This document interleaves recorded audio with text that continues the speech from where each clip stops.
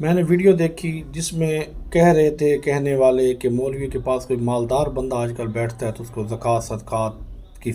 ترغیب دیتے ہیں، کوئی غریب بندہ بیٹھتا ہے تو اسے دوزخ، جہنم، آگ، انگاروں کی بات کرتے ہیں۔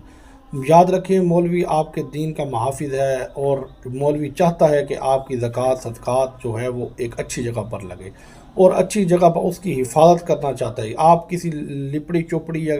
سوشل میڈیا پر یا ادھر ادھر دیکھے دکھائے میں اپنی زکوٰۃ دے بیٹھیں، اپنا مال ضائع کر بیٹھیں، زکوٰۃ بھی ضائع ہو جائے، مال بھی ضائع ہو جائے۔ تو مولوی یہ چاہتا ہے، کیونکہ آج کے دور میں سب سے بڑی این جی اوز مدارس ہیں جو اتنے طلباء کو، غریب طلباء کو بہترین انسان بناتے ہیں، رہائش، کھانا، تعلیم، کتابیں، سب کچھ فری دیتے ہیں، اور ان کا بوجھ اپنے اوپر اٹھا کر اور معاشرے کا بہترین انسان بنا کر